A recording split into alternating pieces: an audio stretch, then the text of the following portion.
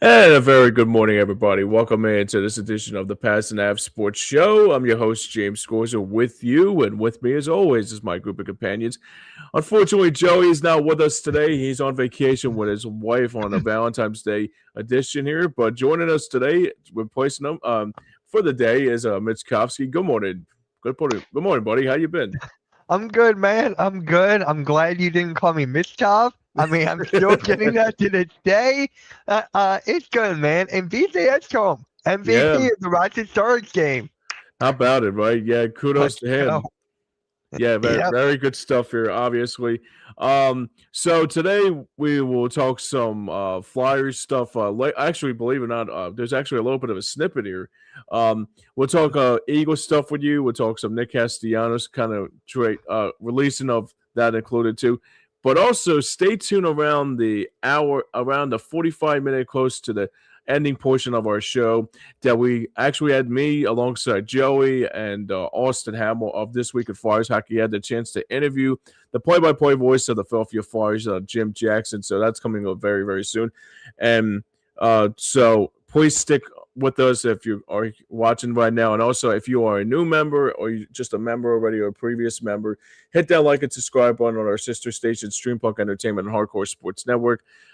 We do not. We would also want to say we want to thank you. We want to thank JJ for that interview that he did for us over the week. But man, so, there's a lot of crazy things that happened over the week. Obviously, Super Bowl happened over the weekend. Seahawks are once again Super Bowl champions.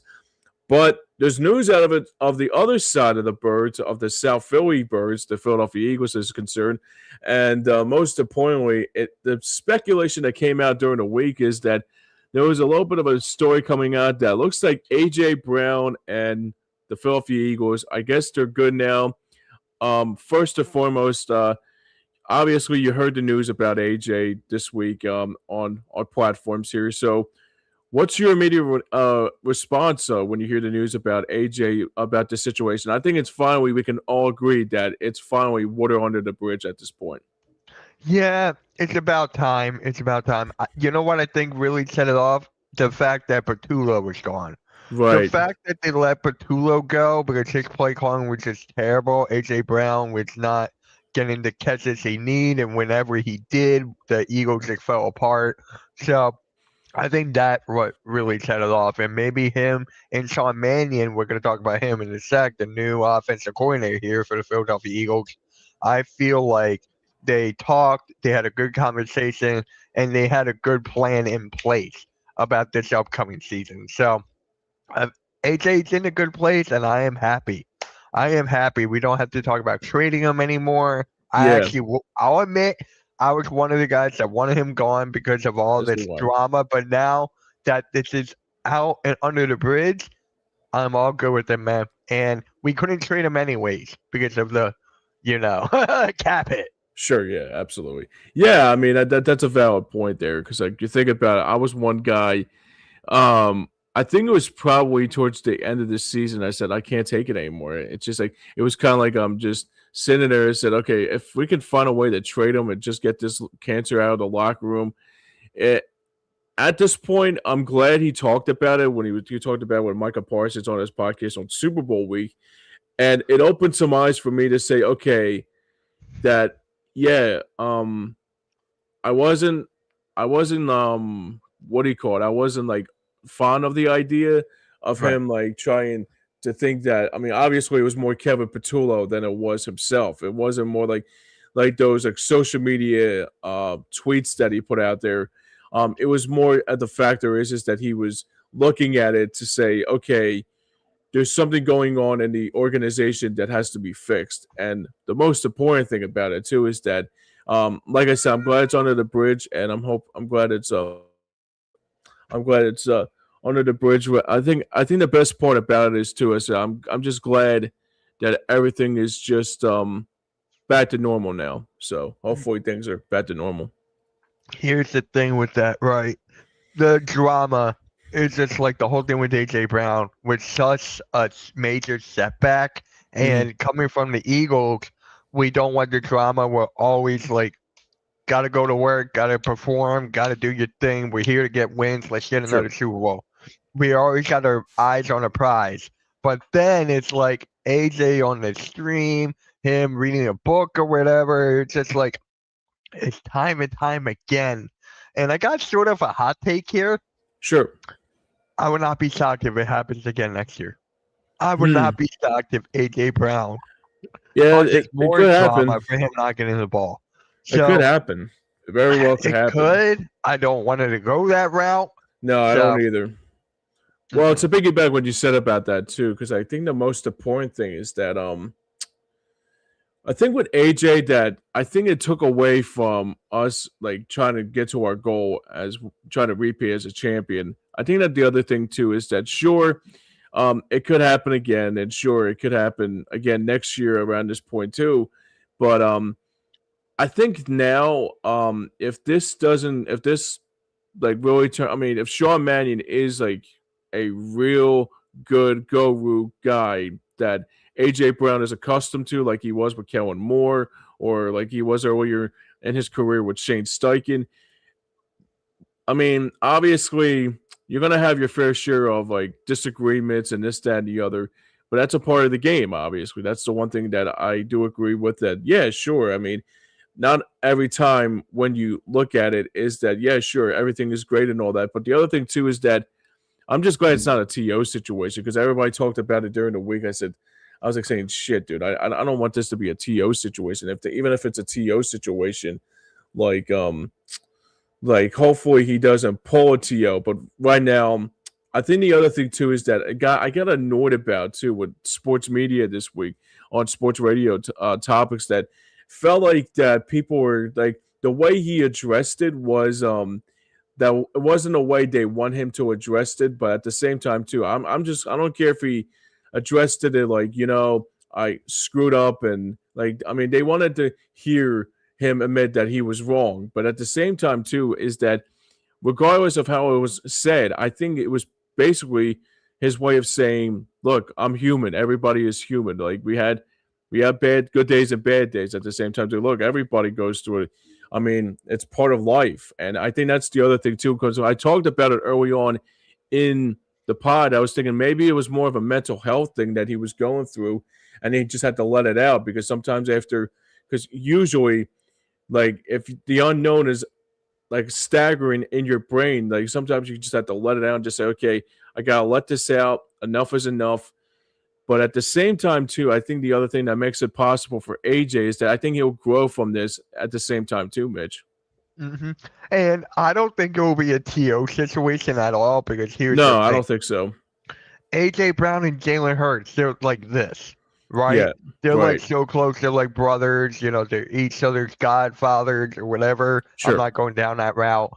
But it's just like T.O. and McNabb, they were never that tight. They were never that close. There were always rifts between them, and that's what kind of set off T.O. With AJ, he knows that he can go to Jalen Hurts about anything. Hurts knows he can go to AJ about anything. So it's that brotherhood that won't set AJ off. And letting go Kevin Patullo and him going to the Miami Dolphins, which is hilarious. I find it that was the best move for him. And shout out to my guy AK for this. Me and him were talking about this the other day. He was like, Mitch, what if they fired Nick Sirianni? If they fired Nick Sirianni, would AJ Brown be like, okay, I'm good, hands clean, I'm good now? Sure. But it's Kevin Patullo. It was not Nick Sirianni at all. Right. It was not. So I was like, Patullo really was the cause of all this. He really was. Like, damn. Yeah, it's funny because like I remember I talked about this with Joey yesterday, but I think now it shows that if Nick Sirianni doesn't turn this around, he might be gone. I mean, that's the most important.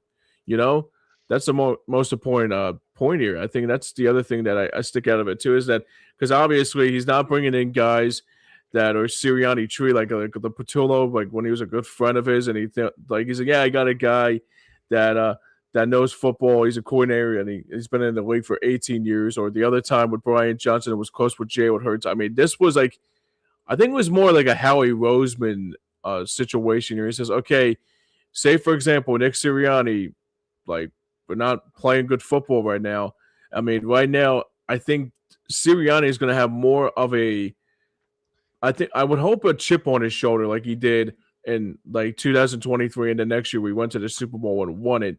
At the same time, too, I think the other thing that really sticks out to me the most is that if Sirianni comes out and let's say, for example, he comes out and just becomes 3-0 right out of the gate, like going back to the like they're 3-0, they play teams like let's say, for example, like Jacksonville opening day, and then they play Dallas on week 2, and like they have a little bit of, or they play San Francisco and around that same time too, and they get good wins out of it. Then I'll think, okay, maybe it wasn't Sirianni, it was more Kevin Patullo like holding it back, you know?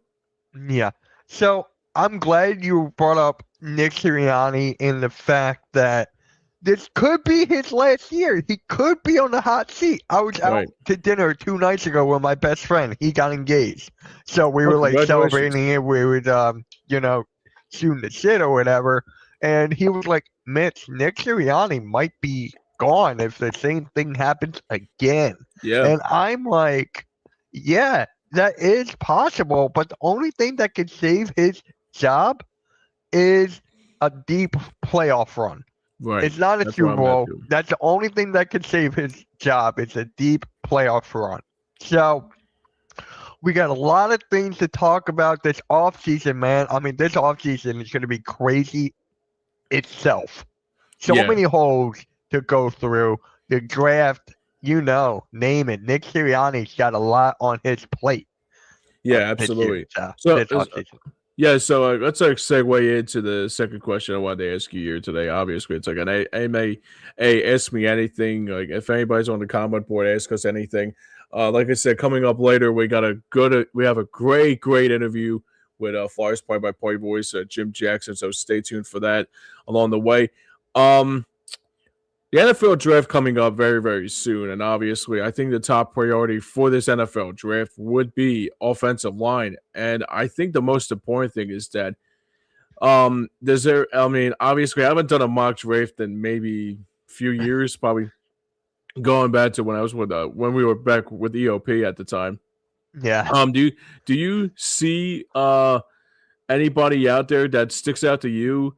Like on that offensive line, because I see George. There's two probably players in general from that SEC tree and Alabama and Georgia. But do you see anybody that's like probably a real get in that first round for the Eagles? Honestly, I haven't paid too much into the draft yet. Yeah, I'm like you. I'm like when like another week or two where I get into that. But the offensive line is a major thing. Lane Johnson, he is back. He is returning, but he's on his last leg. Landon Dickerson is thinking about taking a medical retirement. Yeah. So without those two guys, who you got? Who you got? And then now we got a new offensive line coach, and it's so important that Lane Johnson is back because he's gonna he has the knowledge from the Stoutland University. So that's why a lot of Dickerson, they can all get the new offensive line coach, some tips on how to make it work. So we're in a new era when it comes to the offensive line, man. We're in a new era, and I don't know how I feel about it, honestly. I don't either, gonna admit. I don't know either, because it's funny because I remember when Stoutland retired, I was like, wow, where do we go from here? And then they bring in somebody named why am I trouble on this name? Chris something, right? I got it. Give me a sec. I'll look it up right now. Chris Cooper. Chris Cooper. There we go. That was it. Thank you. Yep. Because I mean, I was trying to think about like what his name was, but obviously it was Chris Cooper. But he spells it not like Darius Cooper. It's more like Mel Kiper, but without the I. But I think it's Kuper, if I'm not mistaken. Yep. Mm-hmm. So I mean, the other thing that I was really amazed about too is that with this draft for the Eagles, I'm thinking, okay, obviously the defensive line is set. I mean, they got the Bulldogs and Jalen Carter, Jordan Davis. and the list goes on and on about that too. So the defense is set. The wide receivers don't need to be a big factor in that because obviously AJ coming back and Devontae Smith being the great player he is, and also Jahan Dotson.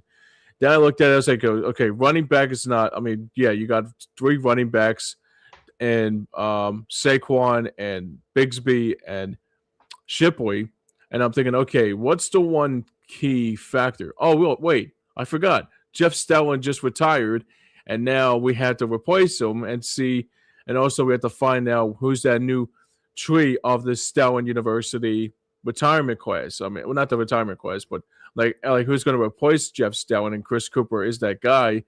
And right now, it's the other thing that like you're right. I think you said it best there, Mitch, is that Lane Johnson's on his last leg. Because like I think that's the other thing that sticks out to me too is that yeah, sure. I mean, we expect that first or second round picks are going to be offensive line. I mean, the one thing that will concern me the most is if Landon Dickerson has to medically retire. I mean, that's going to be a big blow. I mean, that's going to be a big blow for. Because obviously he's done so much for this team, and he has done an admirable job with like what he's been doing with this team ever since coming out. I mean, obviously he had some troubles like in his game beforehand, but obviously he is able to build from that. And at the same time, too, I think that's really a big factor here for this Eagles team coming up in the draft is that okay, who's going to be the guy that Howie Roseman's going to pick in the draft? And I think it's going to be SEC kind of material. It's going to be either that Alabama part, or maybe it'll be Georgia, or maybe they'll probably like say, okay, first overall pick, we'll draft this Alabama kid, and then the second one will be a Georgia guy just to replace Landon Dickerson. And if case like things, or maybe with Howie Roseman draft season, it's like he'll be able to get like 2 picks in a matter of a second or two. You know, that's the one thing that surprises me the most out of everything. As long as it's not a Notre Dame guy, right? Yeah, right. Exactly. Yeah, Notre right. Dame Exactly guy. right. So I'm good with that, man. I'm good with that. But Well, here is something. what's that? Something that people are not thinking about. Maybe they are, maybe they're not. I would not be shocked if Cooper asked Jason Kelce for advice. I would not be shocked if Jason Kelce gets some say in this year's coming draft. I know he doesn't want to be involved in football anymore. He just wants to do the media stuff. You know, he does great at what he does. But something is telling me that Jason Kelce is like, you know what? I still have my knowledge. I gave them Cam Jurgens. I told them to go draft Cam Jurgens, and he's a Pro Bowler on one of his worst seasons of the year, and he's injured. That makes no sense at all. But yeah, maybe they will ask Jason Kelce for advice this year.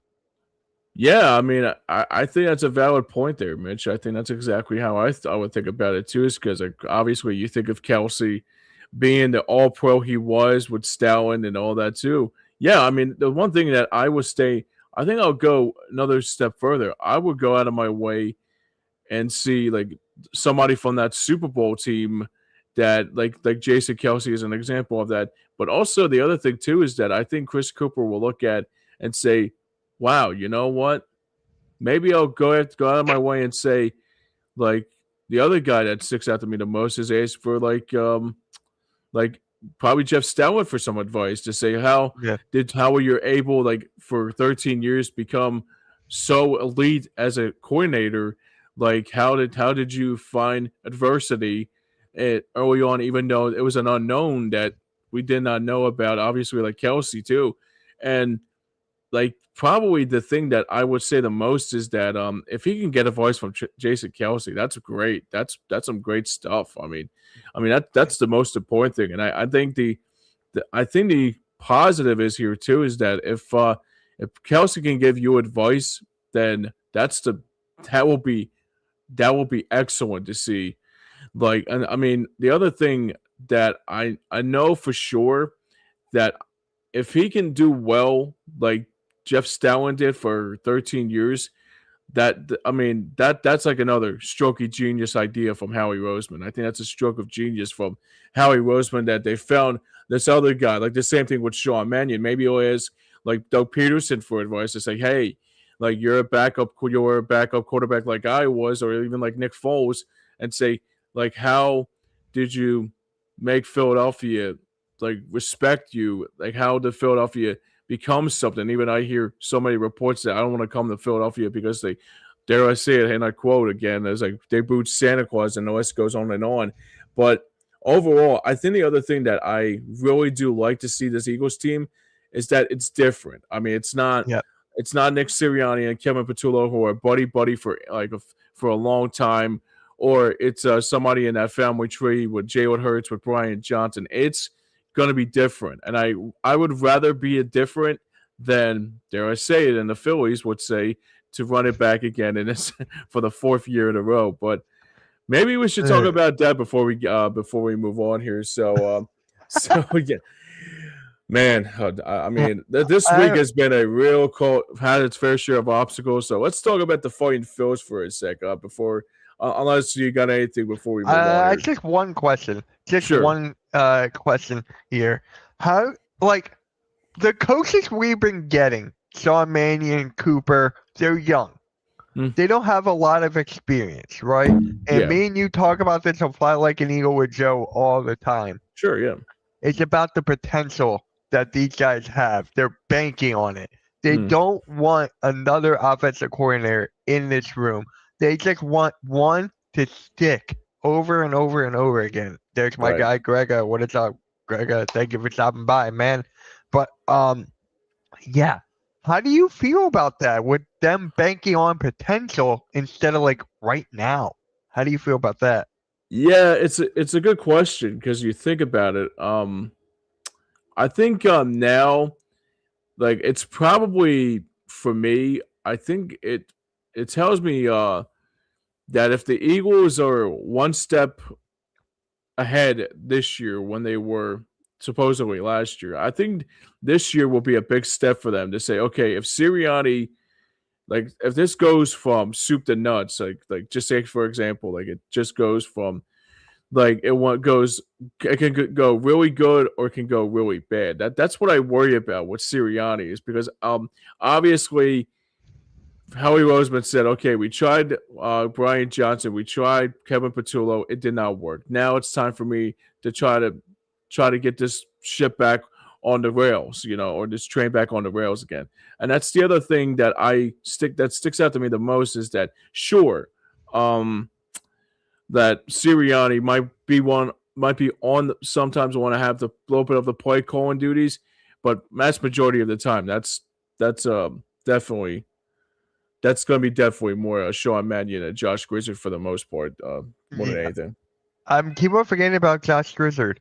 I'm keep on forgetting about him. He's just that guy that's just there, but then it's just like you don't know he's there. You're just like, oh, you're here? Oh, cool. Here's a clipboard. So I'm just like, I can feel, I don't know about Gizzard, but here's another thing too. The potential is like really important because I'm getting tired of all these new changes or whatever. And I'm happy that they're actually going that route. They're trying to rebuild. They're trying to go into a new era, like I said. But here's another thing that people are not talking about. In the beginning of the season, you talked about it earlier, like with Nick Sirianni, if we go 3-0. They are not going to come out guns blazing with these guys. They're not going to come out guns blazing. There's going to be some holes. There's going to be some issues for them to fix. Eagles fans should relax in the first couple of games. It's going to be dirty. It's going to be ugly, but you still got to be like, okay, we got a new coordinator. He's going to adjust in time. But on the other hand, it's like we want to see some creativity. We want to see something else work. Yeah. And maybe Sean Mannion and Grizzard are going to be that guy. So, Eagles fans. Oh. Especially it's going to be ugly in the preseason. No, yeah, absolutely. Good? We're good? Yeah, I don't know why. Okay. I don't know why they get. I think my computer like crapped out or something.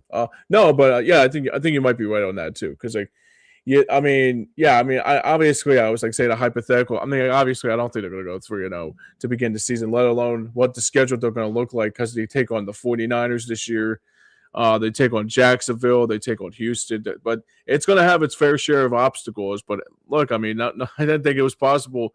I think the Eagles were going to go on a complete streak like they did in 2024 after the bye week. But yeah, I mean, it's going to be different. But how they're going to gel is going to be the most important thing as they get closer and closer to this season. And I'll be anxious to see what they'll look like, especially what that schedule brings out in the next couple months or so. All right, but Mitch, we have to talk about the elephant in the room, obviously. So this week is the beginning of pitchers and catchers for our Fighting Phillies, and I know you love the Phillies so much as we always do here. So man, the Nick Castellanos thing. I mean, obviously, I haven't read much about it, but my dad's been filling me in on that about like sometimes I feel like Castellanos was a little bit of a dare I say it, kind of like he was like kind of like a little bit of ahead of himself on some of the stuff he was trying to do here. But overall, I know I don't want to I don't want to like probably shoehorn this like very like a lot on this pod about the Phillies because obviously they're just at the beginning parts of the spring training here. But the release of Nick Castellanos here for this team, and now you hear the beef with Rob Thompson along the way too. I guess the question I have to ask is that are we even surprised that Castellanos got released? So I'm glad we're talking about this now because I was with my best friend a couple days ago. Like we were just talking about the Phillies or whatever. I was kind of shocked that they actually did it. I was actually shocked. So like they're letting go of a guy who's getting paid that much. I know he sucks. No one wants him. But it's just like they actually pulled the trigger. They actually want to go through with the new era here for the Phillies, and it's not looking pretty right now. And it's not looking pretty for the Phillies right now. Man. So here's my question to you. Castellanos, what team do you think he'll go to? I don't think he's not going to get that money. He is not going to get that much money anymore. He may not even get a mil. I mean, so I'm like, where do you think he's going? Because from that clip, right, Austin's clip of the Nick Castellanos getting released, we got all these comments on TikTok of what teams he should go to. Dodgers were one of them. The Yankees were one of them. I'm like, no one wants him because of his attitude or whatever. So it's going to question me. And here's another thing. He's still in Ben Simmons' old house. You didn't know that? He lives in Ben Simmons' old house. I totally forgot all about that, man. I forgot all about that. Me and my best friend, we were like, yeah, it makes more sense now. You know what's funny? He turned into a Ben Simmons. Like whatever like Ben Simmons left. That's the point. You know, it's crazy because you think about it. It's like, wow, like shit. I mean, like he's living in Ben Simmons' house and he turned into a Ben Simmons. Holy Christ, man. No, but to piggyback what you said about Castellanos here, I mean, I'm not really surprised because after the news that got out there, but I was surprised that you would have thought there will be people by his side, like Kyle Schwarber will probably be by his side, or Bryce Harper, or maybe Trey Turner, but nobody came to his defense. Like that's the thing, nobody came to his defense. Like he was wrong, and like I mean, there was a lot of dirty laundry that would have been. I mean, to me, the Nick what Castellanos came here back in 2022. I thought it was a good hire. I thought it was like, yeah, you know what, a good acquisition. He's a good player. He's a very good player. Then 2022 in that World Series run. When he was in the NLDS or CS, and he was completely irrelevant. He was not even like a factor. And I'm thinking, okay, 2023, he does the ring finger thing, or people who said that he gave the finger, but you could probably shoehorn that any way you can.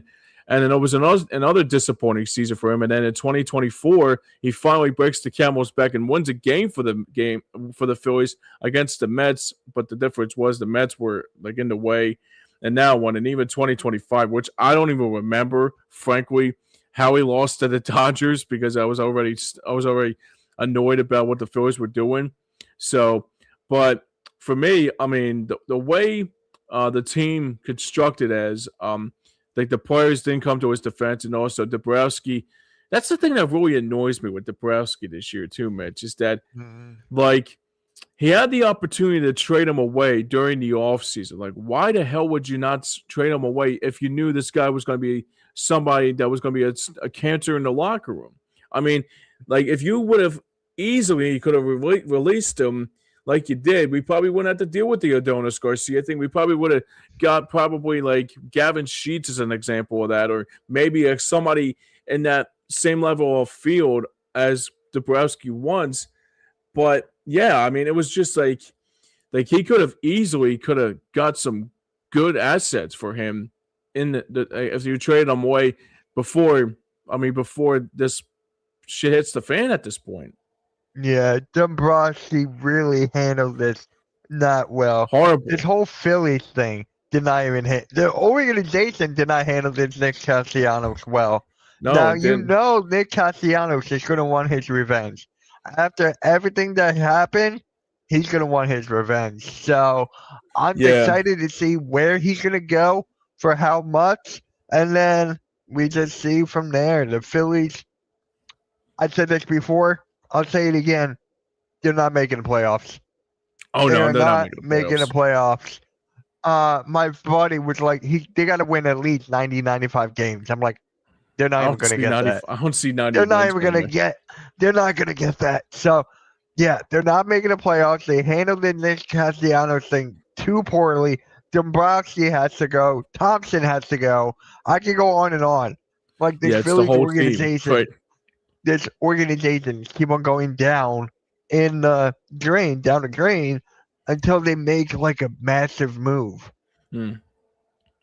Yeah, and it is crazy because obviously the problem is here too with this Phillies team, and I'm not gonna lie to you, whenever they start their first spring training game in a couple of weeks from now, the big factor that I'm going to be looking forward to seeing is that, okay, is this team going to be as constructed right now that they say Bryce Harper is having a chip on his shoulder about saying that Dave Dabrowski told him that he's not elite anymore? It's like, okay, you got to show me what you're worth. We all know Kyle Schwarber is going to be hitting Schwarber bombs. That's probably that's going to be, without a doubt, that's only the positive that comes out of it, is that Schwarber is going to be still Schwarber. The other thing that I have a big hot take here is that I think this could be the last year for Trey Turner too. I think Trey Turner could be. Oh, wow. Okay. I'm serious. I mean, I think I've seen enough of it. I mean, I love Trey. I thought it was a great acquisition back in 2022 or 23, whatever it was. But he hasn't been that player that we thought he was back in that. I mean, believe it or not, the one thing that really annoys me about with Trey Turner is that he actually showed his poise in that World Baseball Classic. And we were like, oh, wow, he's going to bring that to Philadelphia. And the dare I say it, the standing ovation shit happens.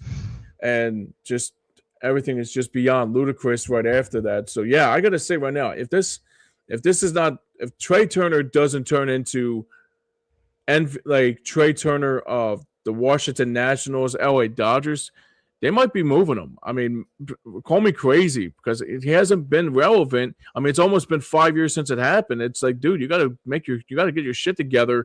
But then again, who knows with this salary cap that they're going to be doing for the MLB right after the 26th season. So we might not be seeing baseball in 2027, Mitch. I know. The MLB lockout is crazy. You could thank the Dodgers for that. You can thank the Dodgers. The Dodgers are ruining baseball. It's kind of like, remember before the NBA happened with the whole COVID thing where Rudy Gobert touching the microphones? It's that. Yep. Like, thank you, Dodgers. It's the same thing. Yeah, I mean, it's rough because it's tough because too, you think about it, is that obviously There's a buddy of mine talks about it all the time. He's a big baseball fan, and he's like saying, "Dude, I'm not gonna lie to you. I mean, if this Phillies team doesn't win a World Series, we might see not base. We might not. I might be done with the Phillies, but at this point too, like, he makes a valid point though, because I think the thing that annoys me the most with this team is that they have so many holes. They didn't fix the problems. They're basically running it back without saying the words "running it back," but we can shoehorn that any way we can.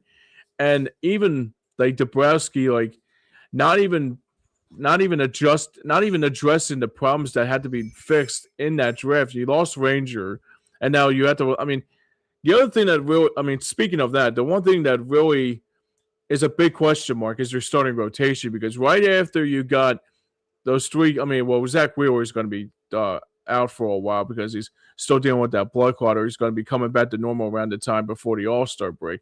But right now, for opening day, this is your opening day starting rotation. You got, obviously, you got two good assets. You got not good assets. You got two good starting pitchers in both Christopher Sanchez and Jesus Luzardo. Right after that, there's big question marks. There's question marks with Aaron Nola. There's question marks with Andrew Painter if he's going to be into something. And then on top of it, you got Taijuan Walker coming back for another year. Like, it's Groundhog Day again. So, yeah, I mean, that's the thing. I mean, 1 and 2 are not the problem. I mean, 1 and 2, or maybe 3 if you have real, especially when Zach Wheeler does come back here. But 3, 4, and 5 with Nola and Painter and also Taijuan Walker. I'm not sold on that. I'm sorry. I think that's going to be a big cause for concern. And let alone this World Baseball Classic going to be in the way of that. So, and the other thing with Bryce Harper too is that could be Joel Embiid-esque with the Olympics, like when he did with the Olympics. I mean, it could really snowball, dude. Mm-hmm. Yeah, I mean, you're speaking to the choir, man. I've been saying all this about the Phillies for the last year. I've been done with the Phillies for the last 2, honestly, 2 or 3. Ever since they made it to the World Series, I was like, okay, let's see what they can do. And then they get eliminated the round before. Then they get eliminated the round before that, and so on and so forth. So they're following the pattern. They're following the pattern. You know, the other thing too, that it reminds me of like from 2007 to 2011. I mean, obviously 2007 it was the experience of getting back into the postseason for the first time since '93. Yeah. But then they won the World Series in 2008. The next year they lose to the Yankees after they lost Terry Callis, and then 2010 they lost to a Cinderella team like the Giants. Which, by the way, I thought there was their last shot to win a World Series because they had a great pitching staff. And I was saying, if Roy Halladay can get us there, we're winning a World Series. I was booking my trip to Broad Street before it was like said and done, dude. Not even kidding. Yeah. And then 2011, they went 102 games, and then they lose to another Cinderella team in the Cardinals. You know what the other thing that makes it even possible here, too, Mitch? What? Those two teams I mentioned, and the Giants and the Cardinals, they both won World Series that year. The Giants won in 2010, and the Cardinals won in 2011. It's just like whenever they played the Phillies, they played their best part.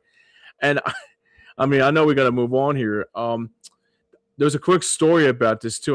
There was a buddy of mine that I just brought up here about the Phillies stuff. He says, dude, that Phillies game, I was booking my trip to the Phillies because I think the NL won at the time, the All-Star game, you still can win home field advantage for the World Series. So he says, dude, I almost have my tickets to go see Cliff Lee versus Roy Halladay for Game 1 of the World Series. I was booking it until the Giants came in the way, and it ruined everything for me. But he says, the funny fact is that he said Roy Halladay, I was really looking forward to Roy Halladay versus Cliff Lee in that World Series, and it never even happened. And even 2010, I could talk about for years about how much that was a great year because the Flyers went to the Stanley Cup Finals. It was a fun time in 2010 because obviously the Eagles were still trying to figure out who their quarterback was with Michael Vick at the time.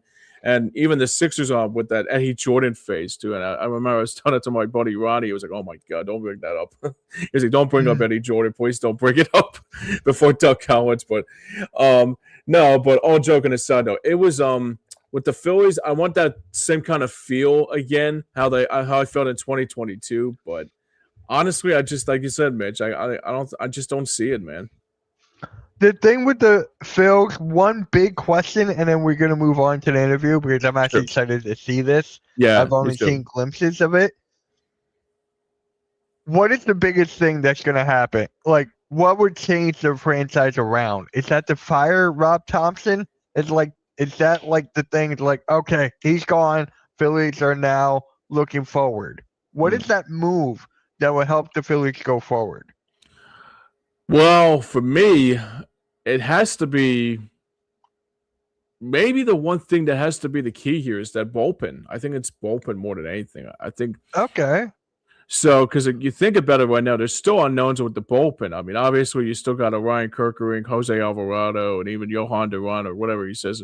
I mean, I guess he changed his name up again, like because I think now it's like Johan Duran or like, I was like, Yeah.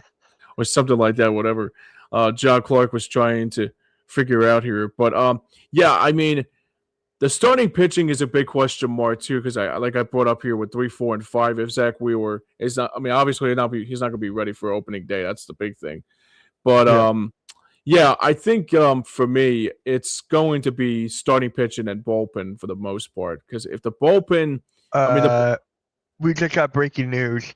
what's up? Nick Castellanos is close to Padres deal. I figured that. I figured he was going to go to the Padres. So what are the odds? We were talking about which team he should go to, and then Wow! he's close to the Padres. Holy Christ! Oh, I was going to say Cincinnati. I was thinking Cincinnati. I thought I was going to like reunite with some players with Cincinnati, and they got Tito and Terry Francona. But Yeah. so he's going. So now you got Machado, Tatis, and Castellanos. Oh my God, that's gonna be He's gonna be still brutal. gonna cost us money because I'm reading here. I'm gonna share the screen real quick Sure. because Castellanos will be paid. Actually, no, I'm just gonna keep it here. Castellanos will be paid a minimum on MLB deal with San Diego. Phillies pay the rest. Agreed to. So he's still going to cost us money. So Oh, we're still paying the back end. oh, So I'm like, oh, great. So it's like a Ben Simmons wonderful. situation. It's like a Ben Simmons. It's like, what's that Eagles player? Like there was a lot of Eagles players where we had to pay off the back end. Carson Wentz. Yep. Carson Wentz. So I'm like, no matter if we get rid of him or not, We still have to gotta pay. pay him. Still got to pay him that. Oh my God. Oh my God. We still gotta pay some of it. That's horrible. That's terrible. Terrible, Dude, kid. we gotta talk about this, man. How do you feel about him going to the Padres? Yeah, it's interesting because you think about it. Because like obviously this is just breaking news, but man, that Padres team is going to be going all in. And I mean, obviously, if the Phillies play the Padres in the postseason again, they're dead ducks in water, man. I'm serious, man. They're Yeah. really they're really Padres were not on my bingo card. They were not on my no, bingo card. I didn't think so. Honestly, Actually, I thought that nobody would pick him up before he was going to go to the Padres. I thought he would just be a free what's up, agency. What's up, man? Nick Castellanos is going to the Padres. Yeah, the craziest part about it is that I was thinking he was going to go to the Reds. I didn't think he was going to go to the Yankees because they got Aaron Judge, but Padres were one of my go-tos, but start to pay him. They have to start to pay him an arm, start to pay the arm and a leg. It's like Christ, dude. It's gonna cost a lot, man. It's gonna cost a lot. Exactly. Yeah, that's gonna where I'm cost based a lot to agree to pay Nick Castellanos for him to go to the Padres. Absolutely. So it's gonna freaking brutal. All right, let's get one more in here before we move on here. So he says that that's the only team I thought he would have been traded to. So I thought he was gonna be a free agent. I didn't even think the Padres. I thought it was gonna be like one of the bigger market teams, then free agency, then the Padres. Yeah, we got to pay him $20 million. Yep, got to pay him. Christ, that's God, dude. It's Carson Wentz all over again. Yep. It's Carson Wentz all over again. It's Ben Simmons all over again. So it's just like, is that a Philly, quote unquote? Is that a Philly thing? I guess it is. I guess that's the Philly thing. That's the Philly way to go. Like, all right, guys. You want to go to the interview? Yeah, sure. So basically, in case you haven't noticed, we have a background here talking about the Flyers here today. So basically, um, we had the privilege enough to join. I think it was last Friday. We had the privilege enough to join Jim Jackson for this interview. We did a great job with this interview. We talked about the Flyers' previous concerns, how they could springboard this into a little bit of a streak, and all that too. And he was the guy that was privileged enough to join us over the week is Jim Jackson, the play-by-play voice for NBC Sports Philadelphia, covers the Flyers. So, like I said earlier, this was the interview alongside myself, alongside Joey Marks and Austin Hamill for This Week in Flyers Hockey. So, this is our I wouldn't say 101 interview, but this is our exclusive interview with Flyers play-by-play voice Jim Jackson. Hello, everybody. Welcome in to this edition of the Pattison Ave Sports Show. Today, we got a special guest join us here on our airways for the second time of the Pattison Ave family. He is the play-by-play voice of the Philadelphia.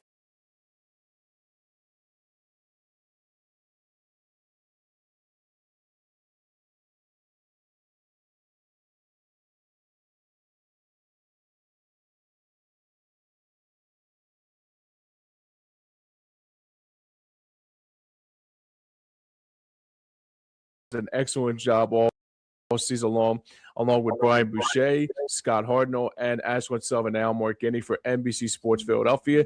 He is no one other than Jim Jackson. It's good to see you, JJ. How are you, sir? Great, guys. How are you? Doing good. Doing really good. What's happening, JJ? It's good to talk to you, especially with the Olympic break coming up and the first half of the Flyers season. We talked prior to the draft. It's good to kind of get a update from the firsthand knowledge. Well, we'll update. I wish we were updating about 2 weeks ago. I was a lot more upbeat at that point. But yeah, I agree. Absolutely. So 2 weeks ago, just realized this is what Friday, whatever. It was the Monday. So that's what, from when we're recording this, about 10 days ago. The Flyers were playing the Islanders at home. If they had won that game in regulation, they would have been in third place in the Metro. They would have been tied with the Islanders with 2 games in hand. And now here we are that little time later, and they are behind several teams and 8 points back in both the wild card and the division. I mean, that's how fast it can change. I guess the good news for the Flyers is it can also change the other way pretty quickly, but they now are going to rely on the Islanders or the Penguins to falter, I think, or a couple of teams in the wild card race would have to falter, but they need at least the Islanders or Penguins to really falter down the stretch. But the Flyers, they have to win, and that has been the problem for them. They have not been able to win more than 3 games in a row all year. They've only done that twice. So if they don't start figuring out how to stack together wins, they are not going to be able to get back into the race. Absolutely. All right. So Why don't you kick us off? What's that? I said, why don't you kick us off? Okay, absolutely. So obviously, we'll begin this question here today. So obviously, the 2026 new year hasn't been pretty for the Flyers, and you think about what our needs are, especially what they need to do in the second half of their season. But right now, so what do you think the Flyers need to do to get back on track here after this? Like you mentioned, this last month or so has been a real struggle for them, but how can they get back on track and try to get victories together, even though this was probably their worst stretch of the season to this point? There's no doubt they hit the halfway point, 41 game mark of their season. Sorry about that. No, it wasn't me this time. All right, good. I mean, they hit the 41 game mark of the season. I believe with the game against Anaheim at home, they won that game, and they were sitting at that point 6th in the entire NHL in points percentage. So the first half was good. I mean, Dan Vladar came in. Dan Vladar gave them the kind of goaltending they've been looking for. Trevor Zegras had given them the kind of spark offensively they needed. Power play was still struggling, but the bottom line is they were right there. They were where they wanted to be. And, when they extended Christian Dvorak, who was also a big part of the first half, I think that was the thinking. Hey, this team has shown us that they are a playoff contender, so we're going to look to secure the roster and maybe even add to it. And then in those 2 weeks since the halfway point. We've discussed this. It's now more than 2 weeks. It's a month since the halfway point. But in that stretch, they have fallen well back, and things don't look the same. So how do you get back to what you're doing in the first half? Well, there's not that much that's different. They were a slow starting team through the first half too, not getting off to great starts consistently in games. They really do need to adjust that. You can't wade into a game. You have to come out and take charge, especially at home early in the game. And they have not been a good team at doing that all year. They were able to overcome that with 15 come from behind wins in the first half. They haven't had any come from behind wins in the second half. And in general, in the NHL, as things tighten up into the second half of the year, coming from behind to win games becomes that much more difficult. So down the stretch, 26 games to go, they absolutely have to figure out their poor starts in games. So that would be number one. Number two would be to shore up defensively. When they really hit the slump, the defense really leaked, and they were giving up a lot of backdoor goals, east-west goals, which really bothers Rick Tocchet, their head coach. It's one of his things. Sure. Really wants to shut down on it, and they had done a good job on early in the season. So we know it's in there that they can do that. They can play hockey where they're not giving up those backdoor goals, those east-west goals where the goalies have very little chance. So I think they can get back to that. That they have a blueprint for. They've done it. The good starts they haven't done all year, so we'll see about that. And then they have to continue to get great goaltending from Vladar. I'm pretty confident that will happen. It would be nice if they can get Sam Ersson or whoever ends up being the backup if they go a different route to give him some support, because it just hasn't been there. Their save percentage as a team is down near the bottom, even though Vladar is having a very good year. So, you do the math there. If those things come together, Zegras has to get back to where he was in the first half, where you notice him, he's creating Konechny's flying now. I think Owen Tipp is playing the best hockey of his career right now. So there are some players going right now, but they just need a couple more of them. And again, back to the original point, better starts in games. Can't chase the game. Have the other team chase you a little bit, and you'll see the wins will start piling up. But in order to put wins together, as we discussed earlier, which they will have to do, you are going to have to be playing from in front. You can't constantly be coming from behind. The odd come from behind win, sure. And does it show you something? Absolutely. Did those 15 come from behind wins early in the year show you something about this team? Yeah, they don't give up. They're resilient. They battle. But in general, especially as the season gets toward the finish line, teams shut things down. They clamp down, and it's much tougher to come from behind and win games. So better starts would be a great start for the Flyers in their final 26 games. Absolutely. Joe? You mentioned JJ, a couple of the players like Owen Tippett, Travis Konechny. One of the things that we've talked about, all of us have talked about, is some of the play from some of the younger talent, the Devin Barkeys and the Carl Grundstroms.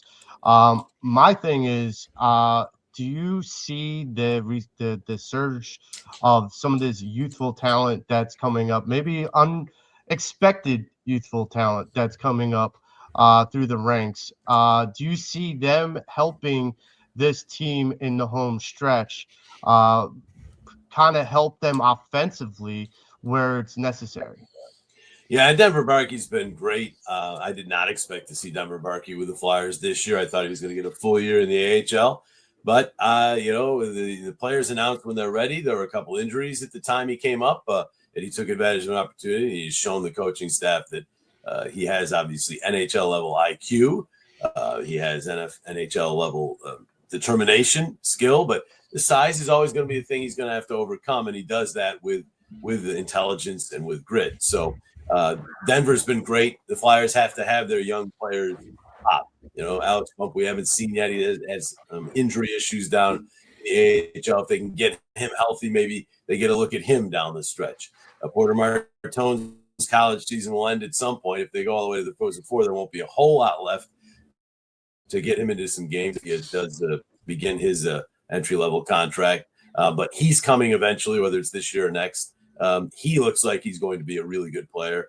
And obviously, Matvei Michkov's still only 21. You have young players that are here that they are the cornerstone of the rebuild. The veterans are supposed to help them along, and I think that certainly is happening. But to determine whether the rebuild is working, you have to look at the young players. Tyson Forster was clearly taking another step. Unfortunate injury there, a huge injury, because he's probably their best all-around forward in terms of 200-foot game, ability to score. Just everything in his game was good. So that's been a big loss, but he's still part certainly of the young foundation of this team. So they have that. The one thing I will say is every guy I've just mentioned, there's one similarity, right? They all are wingers. So a lot of their young players, young studs, and veterans, if you talk about Tippett and Konechny, are Bobby Brink. They're veterans. I'm sorry, they're wingers. So the Flyers have a surplus of good wingers. You really can, you only play, obviously, in one game, you play 8 wingers. And you probably can deal with 2 of those being penalty killer grinders on the fourth line. So you have basically 6 top 9 wingers. And with Forster healthy, Martone here, the Flyers are beyond that. So that would mean a surplus. That would mean the Flyers might have to make a move from that surplus to maybe add a center because the Flyers are thin at center or on D if they feel as though they have a need there, or a goaltender for whatever. But you have to take from your surplus to add to where you aren't quite as strong. So that would be, I think, where the Flyers go if they are making some kind of move before the deadline or even into the summer, because they do have, when you look at the Flyers wingers, they stack up with a lot of teams. I mean, they have a lot of quality there. So, and a lot of them are young. So back to your original point, those young players do have to take that next step, and some are for sure with this team. Yeah, when we talked the last time, you brought up again about the center position, and when we were talking before the draft, you were saying that you hope the draft was not going to possibly pan out where we were going to get a bunch of centers, but that the Flyers desperately needed some. So the idea that they still need that I think that you're right. Like that could be something that they target in the trade deadline, along with a potential backup goaltender. Austin, do you have a question for JJ? Yeah. Actually, you sort of touched on it a little bit. A lot of the youthful guys, that whole thing from during the Flyers Carnival, Rick Tocchet showing a bit of frustration with the media again over being asked about the Michkov thing. Do you think some of that in some way is starting to bleed into the on ice performance of this team? It seems like before a lot of this came around, they were playing some incredible hockey, and now as this is starting to bubble over again here in the past week and some change, it seems like it's starting to maybe affect the on ice product. Do you think that's a possible thing? Not at all. No, they were this whole Michkov thing's been going on all year, and the record was fine when it was out there. People love when the team takes a downturn to find a reason. What's the reason why it's going this way? And a lot of times they try to find a reason beyond what they're seeing on the ice, like some kind of problem in the room or what have you. I just think that basically their problem has been some things they did in the first half. Again, those slow starts, not getting quality goaltending from anyone but Vladar. Those things started to come to roost. And also they lost Forster. That's a big loss. So you throw all these things together. That's probably what's doing it. The game changes as the year goes along in the NHL, and the Flyers have to adjust to that. I'm around the team all the time, travel with the team. I don't see any of this angst. I think a lot of it's on social media. I was a little surprised the Flyers even addressed it. But the bottom line is there's a whole bunch of fandom that thinks Matvei Michkov's ice time is the reason the Flyers aren't winning, and that's just not the problem. Should he be playing more? I'm not the person who makes that decision. I will tell you, he takes short shifts. He's never going to be a penalty killer, and he's probably not going to be a guy you're going to have on the ice when you're protecting a 1-goal lead. He's not a defensive player. So I don't know as if he's ever going to be a 20-minute guy as a forward, as a winger. Especially if he takes short shifts himself, which he does. And some of that comes back to the conditioning, and that's that whole thing. But, maybe if he's in better condition, he takes longer shifts. You're going to see, obviously, his minutes go up. But that whole thing has been an issue. It's been talked about. It's been bandied about from back in really since November. And through November, December, they stayed right in the top 10 of the NHL points percentage. So I do not think that has anything to do with the problems they had in January. Do I think it's an issue? Obviously, it's an issue. Everyone's talking about it. The Flyers talked about it. Danny Briere did a quick press conference about it. So it's absolutely – I'm not saying it doesn't exist. It's an issue. Do I think that's the reason the Flyers went whatever their record was, 3-8-4, whatever it was, into the break? I don't think that that has much to do with it at all. And I do think that other issues that we already discussed have a lot more to do with it. Yeah, absolutely. So, JJ, the trade deadline is looming on March 6th, excuse me. So it feels like the Flyers are just basically their season is not going the way we expected or hoped here. So partially, who do you think is responsible for some of these struggles? Is it Rick Tocchet? Is it Danny Briere? Or is it Keith Jones to this point? I mean, it's everybody. You win together, you lose together. I just explained why I think it happened. And that's where I'll go with it. I mean, as a team, it hasn't been Cam York gets off the bad starts. It hasn't been Sean Couturier gets off the bad starts. The entire team gets off to slow starts in games, except for Dan Vladar, who usually keeps them in the game early. And then they've been able early in the year to come back and win some of those games. And a year later, they haven't been able to win some. They did get a point against Ottawa because he held them in the game early. And, so they've used that to get some points, but they haven't been able to win like they were early in the year in those come-from-behind fashion. So the big picture, you obviously have to look at who's building the team. But Danny Briere, Keith Jones, Dan Hilferty, they've said from day one this is a long-term rebuild. There was no guarantee they're going to make the playoffs this year. We all got excited. I got excited. Hey, they were sixth in the league in points percentage, the halfway point. That's pretty darn good. I mean, sixth in the league, that would get you at least into the second round of the playoffs. I mean, saying that you're playing to your points, at least into the second round, maybe even in, if you could maybe even sneak into the third round. So I think that when you look at this team, they're wing heavy, so they're probably going to have to make some moves to help some of the other areas of the team. They're not easy to make. The landscape has kind of changed. There were a whole bunch of great centers that were going to be available in free agency. They're gone. And I'm talking about elite centers, right? And they're gone. So that avenue is gone because the salary cap's gone up and teams are just re-signing their players like crazy. So free agency is not going to be the be-all, end-all anymore to really finish off your team's roster as you make that next step because there just aren't going to be players there. That's the way it looks to me. So that means you have two other options. You have to build through the draft, which you always have to do. You have to build a foundation through the draft, and you're going to have to make some trades. And Danny's shown the capability of making some really good trades. The Provorov trade brought them a lot. The Lawton trade got him a first and Grabankin. So the Zegras trade was a trade in which they got a quality player for a fourth-line player and a second-round pick. So, I mean, I think that when you look at how this all breaks down, those are the kind of trades they're going to probably have to make. They're going to have to find a player who's underperforming for another team that has the potential to get back to where they were or maybe just get back to where people thought they might be as a player. Those are risky, but the Washington Capitals made about 4 of those deals before last season, bringing in Jacob Chikrin and Pierre-Luc Dubois, and it worked. Those players all really liked Washington. That team took off, went to the second round of the playoffs. So it can be done. Boston went out and traded Brandon Carlo for Fraser Minten and a first-round pick. Fraser Minten's now one of their top. He's with Zach, some of their guys injured. He's playing in their top lines as a center, and he looks really good. So you have to make those kind of trades, and that's what I think Danny's looking for. And he's shown already he's capable of making those trades, but they don't happen every day. And you have to work a long time.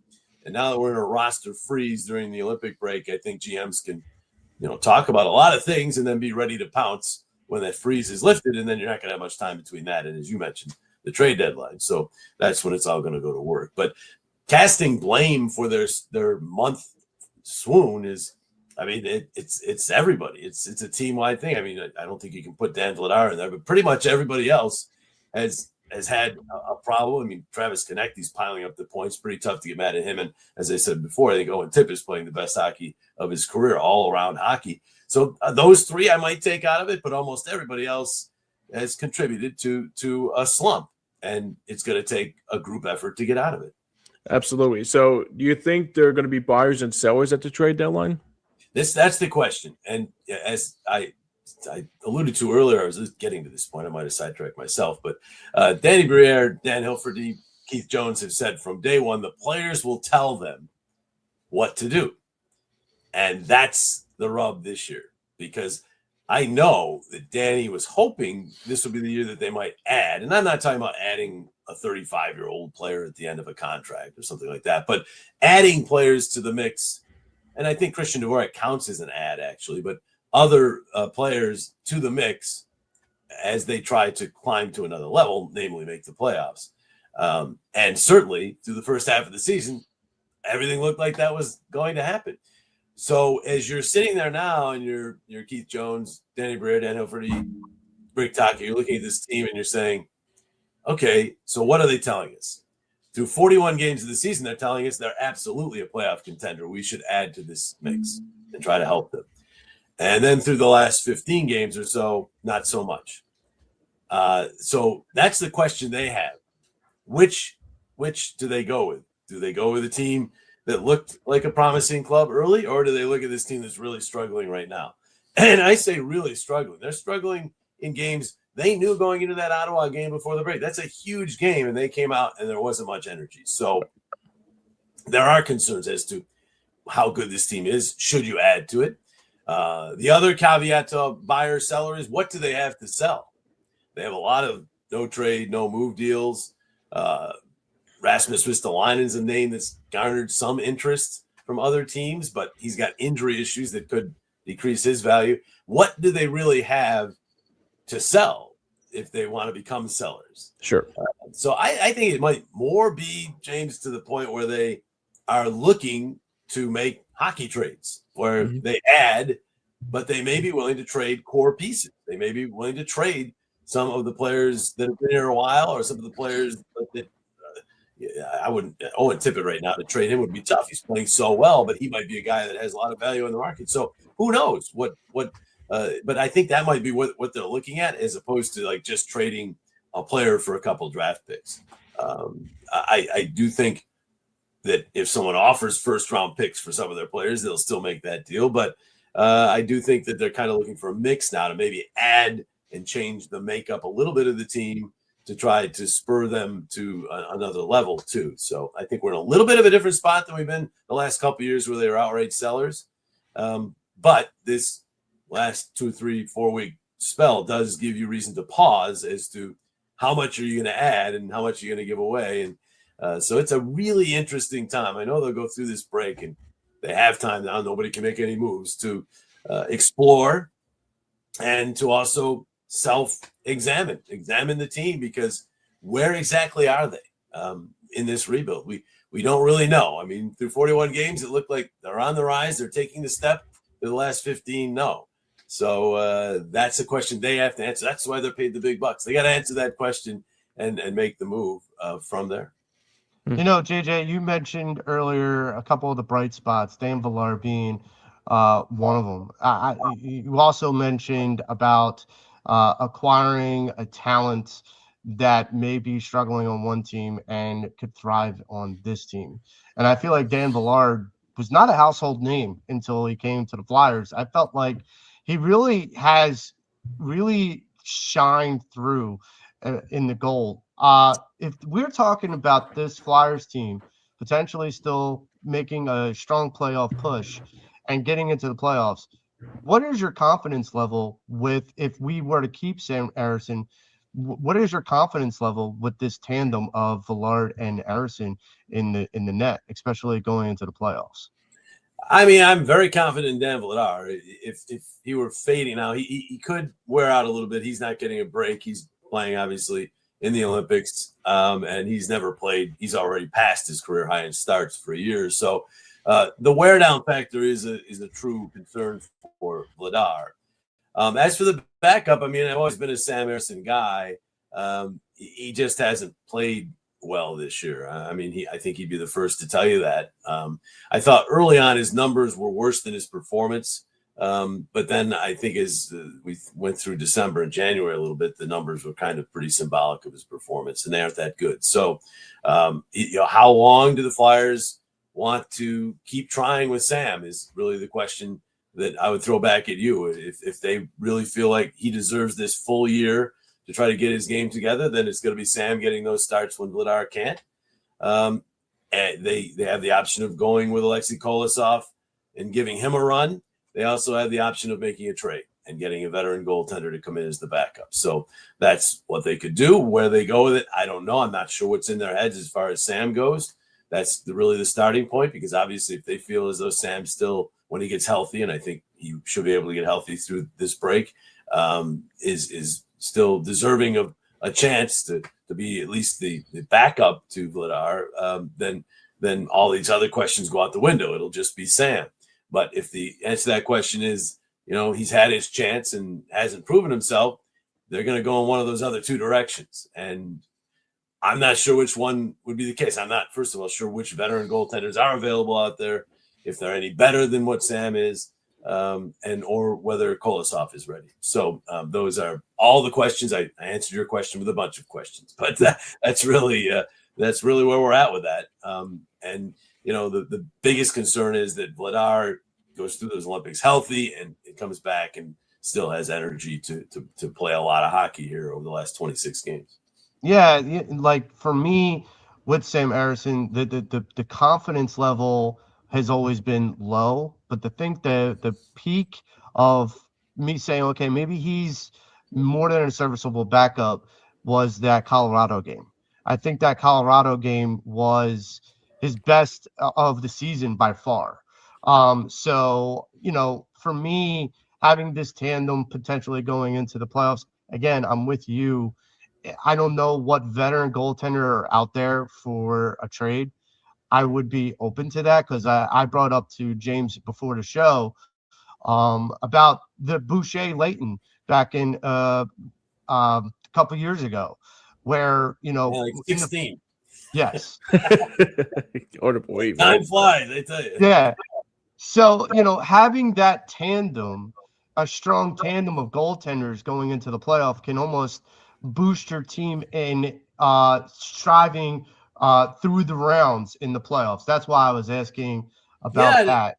Yeah, it used to be you'd settle on one guy, and we've still seen with Sergei Bobrovsky and Andrei Vasilevsky, we've seen one goalie carry teams recently, but we've also seen Vegas change goalies in the middle of a playoff run and win a cup. So it can go both ways. I don't think it's as hard and fast anymore that it has to be one guy. I agree with you.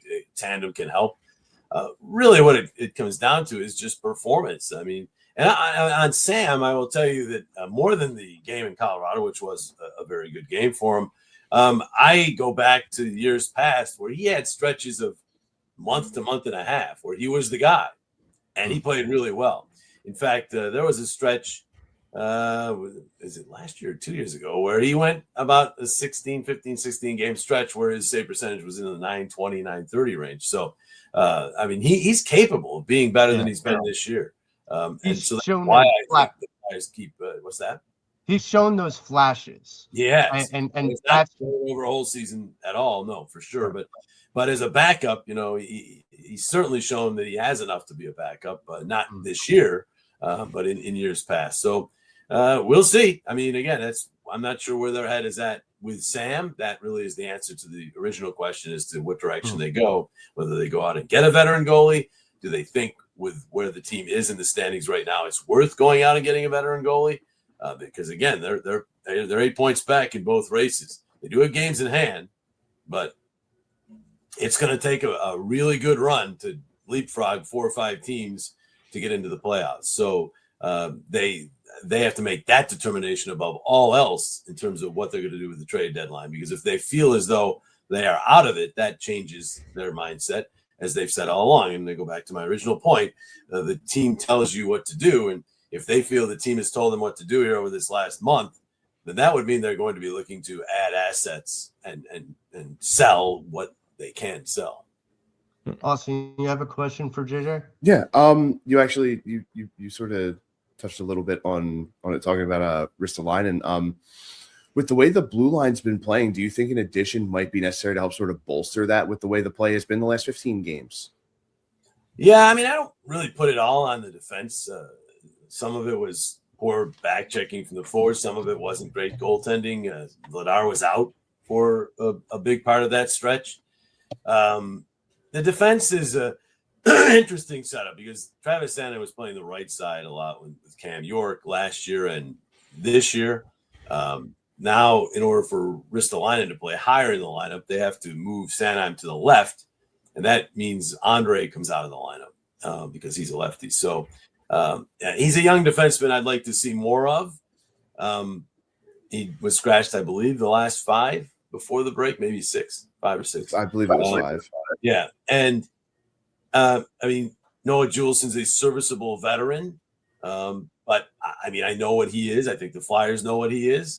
So I would like to see Andre. I would like to see maybe Hunter McDonald get some games. I'd like too bad Ty Murchison got hurt. I would have liked to see him get more games. I might even like to see Christian Cairo get some games. Since they acquired him, he's really torn it up with the Phantoms. He's an all-star now. He's replacing Barkey. He's the all-star with that team. He's a smaller defenseman again, but he's a puck mover. Maybe they give him a shot. I'm watching as I prepare for these games and I go through the rosters of these other teams. There's guys all over the place that are not high picks, that are guys who bounce around the minors, who suddenly it hits. And, these are Bobby McMahon, for instance, with Toronto is suddenly a hot commodity. I mean, these are not all players are your first overall picks. So, I think maybe some of those guys have to get a shot. So we'll see. But making a trade for D is I think a priority. I think the biggest priority, to be honest with you, though, is the center. Because I just think they feel they're so thin down the middle. And if you look at their production from the center position over the last 2 months, goal-wise, slim pick. I think Rodrigo Abels is your goal-scoring leader for the Senators, or close to it. He and Dvorak are right there. Not getting much from Noah Cates in terms of goals or Sean Couturier. They know. Danny said it a million times that they're thin at center. So that, I think, would be the priority over D. But not to say they won't try to strengthen the D as well.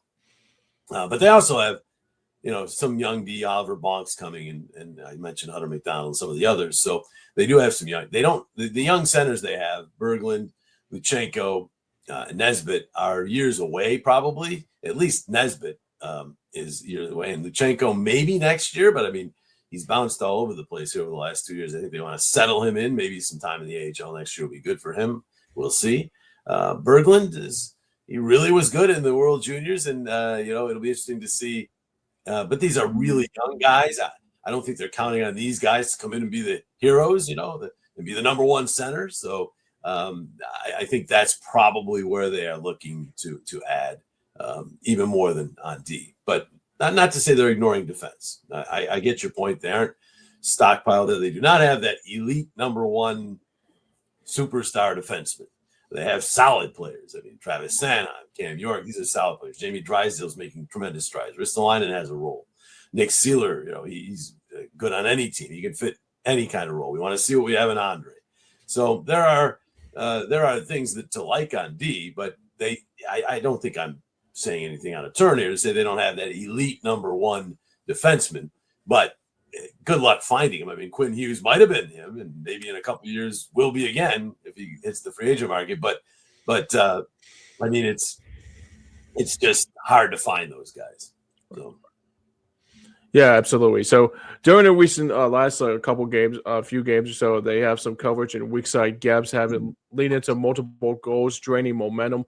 So obviously, I think Brian Boucher nailed it on the head that the Flyers need in the minds of a reset here. So what are some gaps that you think that the Flyers can improve to try to get back that reset that they had earlier in the season? Well, you just mentioned it. I mean, the biggest change from the early season to me was the leaky defense on the backside goals. And that's not defensemen a lot of the time. That's forwards. So, a defenseman to some degree if they completely break down. But, if you get to the cross-ice passes, you're usually talking about out high. So it's probably more a forward issue. coming back, staying with your winger, that kind of thing. Yes, sometimes the defensemen do get caught sleeping when a guy's right there on the post and just standing there all by himself. That's happened a couple times too. But when it's on the move, usually that's, you got to have that back pressure from the forward. So I think that's something, because if you look at the first 41 and then compare it to the last 15 or 16, and you look at changes, like I told you, they were falling behind in the first half. That didn't change. They were falling behind, but they were coming back. In the last 15, they were falling behind and they weren't able to make it back. That's a change I'd like to make from the very beginning of the season. Start games better. Be ready at the start. But as far as the backdoor goals, that's kind of a recent development that has really hurt them. And that's, again, as I said earlier, the good news is they showed us for a good long stretch, 30, 40 games, that they can prevent those on a consistent basis. So they just have to get back to that. So that would be absolutely a big one. We already talked about getting maybe more stops from anybody not named Dan Vladar, and that certainly would help as well. The power play has been showing at least some signs of getting better. I think Drysdale's slowly but surely getting his bearings as a power play quarterback. Still want to see more from Michkov on the power play. And Zegras, I thought early in the year, looked like a dynamic power play performer. He's kind of faded into the woodwork a little bit in terms of that. I thought in a couple games right before the break, we were starting to see it again. So it might just be confidence. Who knows what it is? But those guys, those are the skill guys. They have to excel when you have the power play, and they got to be better right around the net. Net front presence, tips, garbage goals, getting those rebounds. I'm sounding like a coach now, but those are where goals are scored. So they got to be good around it. I mean, Tyson Forster was really good in that area. They miss him dearly in that area, but there's got to be other guys who can step up and be that guy, the hound around the neck, the guy who screens the goalie, the guy who makes the tips. Got to have those guys on the power play and at full strength. Yeah, I feel like James and Joe, that's something that I've mentioned quite a bit since the Forster injury, is that we're seeing these crazy scrums for a loose puck in front of the net, and next thing you know, it's off in the corner and the play's starting to transition back the other way. And it's tough to watch because, like you said, Jim, Tyson Forster would clean that stuff up all the time. And not having that net front presence when a puck is loose like that can end up being a backbreaker sometimes. Yeah, there's no doubt. There were a couple in the last game before the break where I remember rebounds being left. James Reimer, who played that in that game, didn't face many shots, but he's an older guy who just got signed. He's not that sharp, so some pucks were left out front, and they were there. And even in the call, I'd say rebound and cleared. So the pucks are there. You got to get them. Not all goals are going to be beautiful 2-on-1s. Big slap shots, from the slot. A lot of them are going to be those tips and those rebounds and ugly goals, and you definitely have to get those if you're going to have a consistent offensive attack. So speaking of goals and an offensive attacks, the Flyers have what I would consider a bit of a balanced scoring roster. They don't have like a star that is scoring 30 goals, 35 goals at this point. They have a very balanced scoring regiment on their roster. So, JJ, my question to you is, it's kind of a two-parter. With this team going into the trade deadline, does this team need to trade for a kind of superstar player, someone that could potentially score 30, 35 goals or more in a season to, kind of bolster, or can they strive and succeed with this balanced scoring output from this team? And the next part of that question is, regardless of which direction they go, if making the playoffs this year, would that be, in Danny Briere's and Keith Jones's mind, a bigger step forward, like ahead of schedule kind of step forward in the rebuild process? That's a lot, Joe. Let me think if I can remember all this. So the first question, trading for a superstar is tough. Nobody wants to give a superstar away. So, you usually will develop a superstar or get one via free agency, like, Mitch Marner went to Vegas. But even that kind of avenue starting to close, as we talked about earlier, was signing their free agents before they hit the market. So the free agent getting a superstar, maybe Austin Matthews in a couple of years, Connor McDavid in a couple of years. Are they going to make it to the market? I have serious doubts. So you can't sit and wait and hope for that. So your next option is to trade for one. And who's trading a superstar, as I said earlier? Not many teams. Now, you do have St. Louis saying Robert Thomas might be available now. Is he a superstar? Maybe not, but he's an absolute number one center. And that's something the Flyers have a need for. So I'm sure Danny Briere has at least explored that. So there is that option. To answer your question, can they win? Can they make the playoffs without a superstar? Well, I mean, Travis Konecny's pretty close to one. He's got it. He's in the top 10 in points over the last 2 months in the NHL. He always has at least one stretch like that. He's on pace for his fourth straight career high in points. So, I mean, he's a really high-level NHL player. Owen Tippett is always teasing us and looking like it. I think he's kind of arrived to that. I mean, it's going to take a little while for it to show up in the numbers maybe, but the way he's playing is really impressive. So they have some guys that are close to that. They also think Porter Martone is going to be a heck of a player. Matvei Michkov perhaps he's not having a great year. We understand that, but he has the skill level to maybe be one of those players. So they have some guys on the roster that could develop into that or are very close to it as it is. When the Flyers had 6 or 7 players, I believe it was 7, maybe 8 players hit the 10-goal mark. They were leading the league in 10-goal scores. So they had the balance, and that's, having 8 guys or whatever with 10 goals without being a high-scoring team.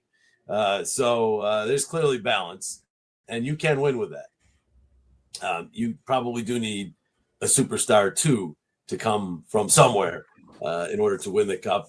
I mean, you go back over the last 15 cup winners. Pretty much every one of them had a guy that was a first-team all-star or at least close to that. So, you're going to need that. But funny thing is, when the team starts playing better, everybody's numbers look better, and every individual starts to look a little bit better. So it's a funny thing about the sport of hockey. As you win more, your plus minus goes way up, your goal totals go up, you get empty net goals, your goal totals go way up, point totals. Everything starts to look better when you win. So and then all of a sudden, players who were thought of as really good players are talked about as, man, they're great players. So. And Travis Konecny made the Four Nations team last year. Some people were saying, he's now finally part of the elite, the NHL.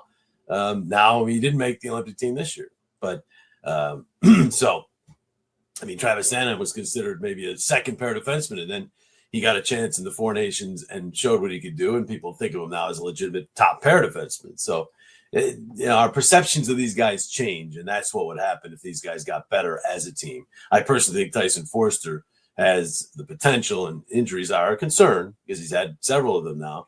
But if he stays healthy, has potential to be one of the best two-way forwards in the league. So I'm not saying he's going to score 50 goals, but he could score 35, 40 and also be your best defensive forward. Those do not grow on trees. Mark Stone type players, they make teams better in a big way. And believe me, the coaches treat them as superstars. So that's to answer your question on the superstar end of it. I mean, trading for one is tough because they just aren't offered. You have to develop them, whether it be through the draft or through a player you trade for that, like a Trevor Zegras, who might develop into that again and once was. That's the other way to do that. As for the playoffs this year and what it would mean, I mean, it's going to be tough. Let's face it. They're 8 points back in both races with 26 to play. Games in hand, if they win those, they're only 4 back in the division, 6 points back in the wild card. Makes it sound a little bit more doable. It's doable. They have to play about 667 points percentage hockey the rest of the way, which sounds high, but that's close to what they were doing when they were 6th in the league. They were over 600 at least. And if the East calms down a little bit, the East has been destroying the West this year. It's like plus 40 in interconference, 40 wins more for the East than the West. That's a lot of points being put into the East. And that's why making the playoffs in the East is probably going to take high 90s. So that's going to be tough. But if the East slows down a little bit down the stretch, maybe that drops to 95, getting into the playoffs at 95, and the Flyers could get there. Right. But what was it? But your question was, what does it mean? If they make the playoffs, is the rebuild ahead of schedule? No, it is not. If they miss the playoffs, is it behind schedule? No. The sign of it being behind schedule is when the young players are developing. That's why Michkov's getting so much focus. He has not taken another step this year. He's regressed, actually, to some degree. You can't get around that. His numbers are showing you that there's regression there. So that's where the concern is. You're seeing development with some players. You aren't saying with Matt Fay this year for whatever reason. I know the people out there all think it's the coach, but it's just simply not that simple, and to be redundant. And so, but you look at Connor Bedard in his second year, he was getting destroyed publicly because he didn't look good. He didn't look comfortable. He didn't look confident. Wasn't putting the numbers up. The sophomore slump is real. It happens. And the Flyers have to hope that Matt Fay gets into really good shape in the offseason, is ready when camp rolls around next year, is stronger in his lower base so he can fight checks off and be just a little quicker. He's never going to be fast, but he can be quicker. And then he's got unbelievable vision. He's got out of this world vision on the ice, creativity. There's a lot to like about Matt Michkov. So he could be, as we were talking earlier, one of those guys who develops into an elite kind of player, but he's got work to do. There's no question about it. But when you judge the rebuild by how these young players are developing, and if they are developing and enough of them are getting better, you're going to make the playoffs, So that's going to happen. Are they there yet? If you had asked me this question 3 weeks ago, I would have said, yeah, I think they are.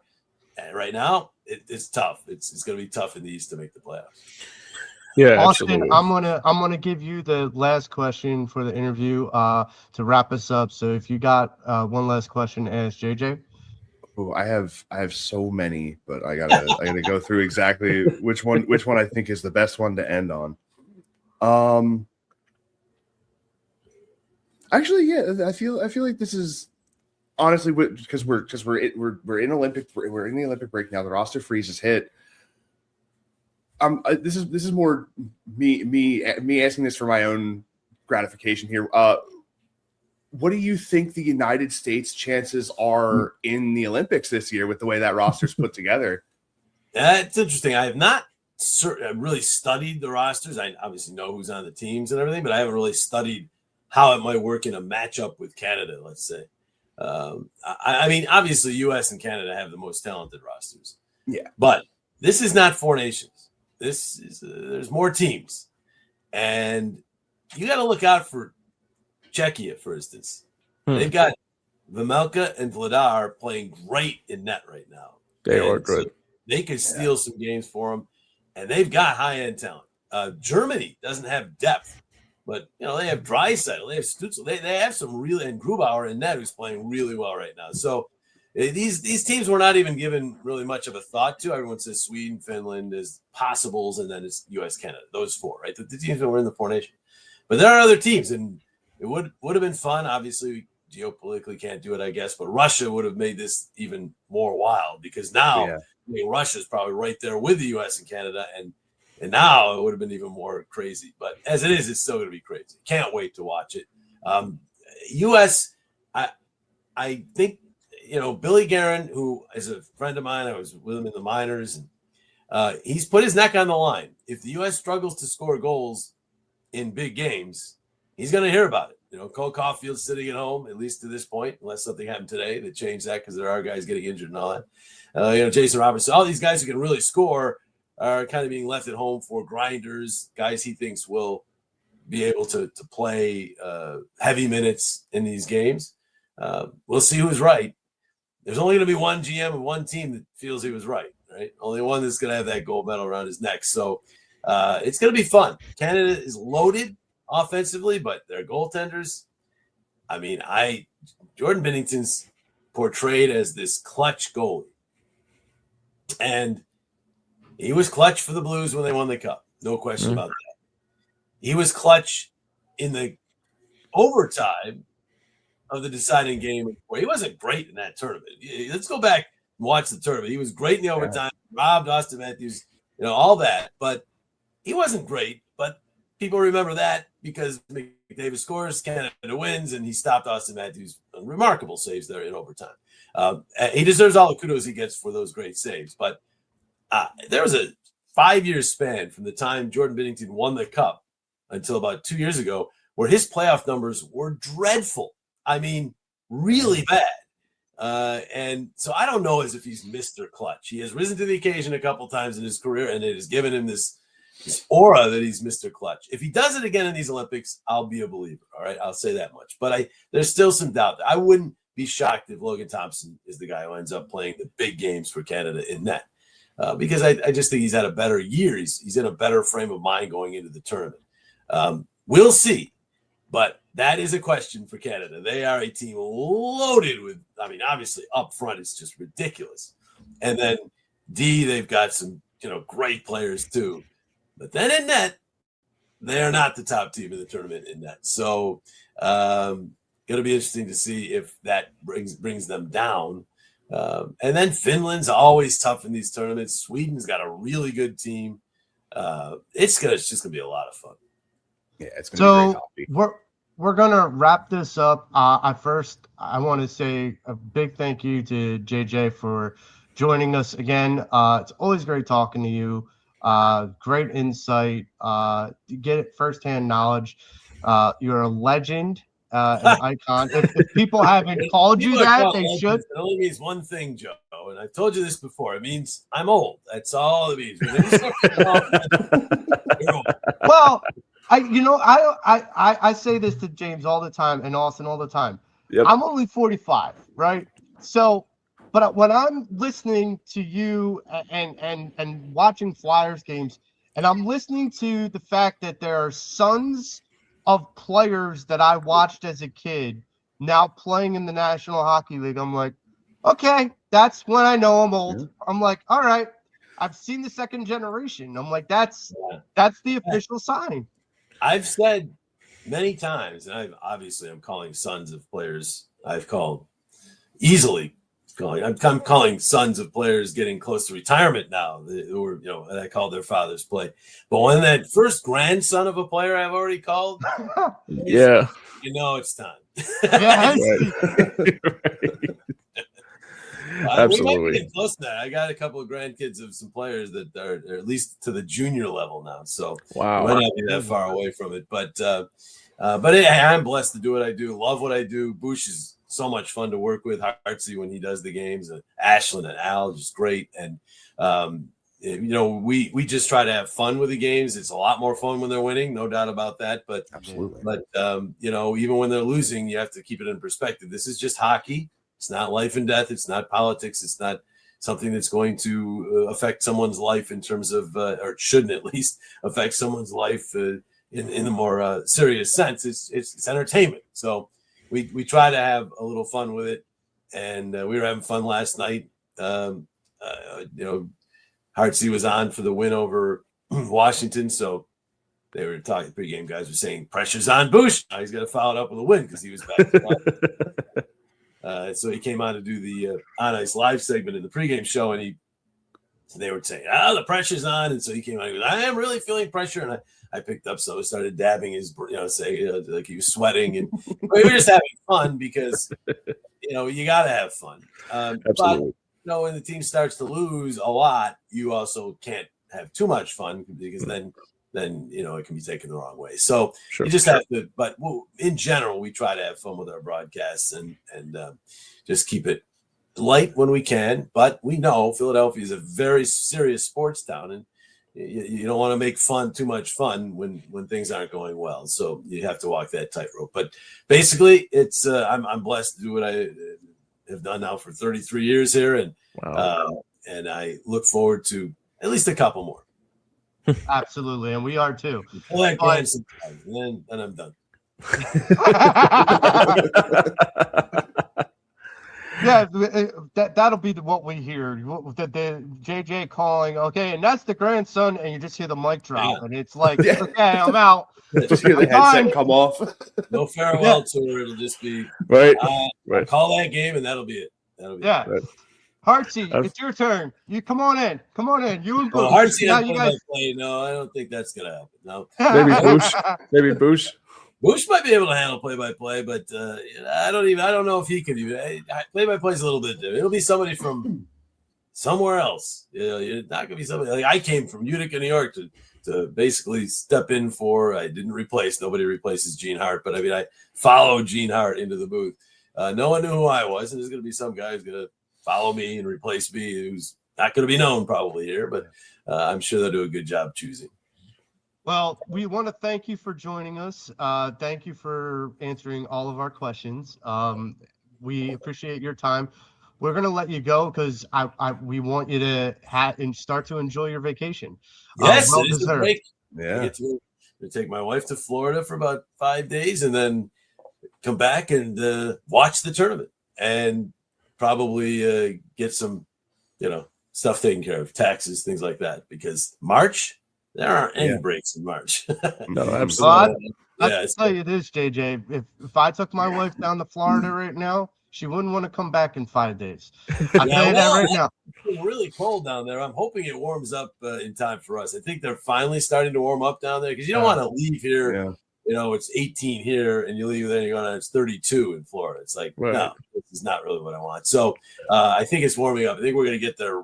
Time this just about right. I watched the Super Bowl Sunday, and then we're going to go down next day or two, and then spend 3 or 4 days down there just chilling, and then come back hopefully refreshed and ready to take care of stuff before the team's back on the ice on the 17th, so their break isn't quite as long as it looks when you look at the calendar because they're going to have like a week to ramp back up. So I'm not sure I'll be at all those practices, but you basically ramp back up.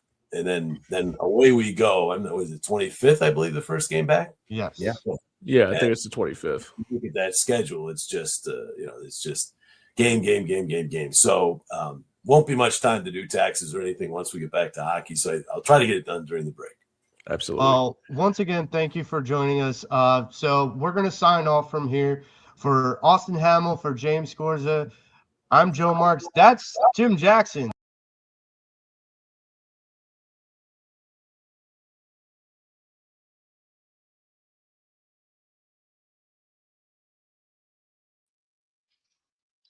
How you feel, man? How you feel? Sorry, I had to move locations. The sun was coming in, so I had to move. You're muted. Here I am. So yeah.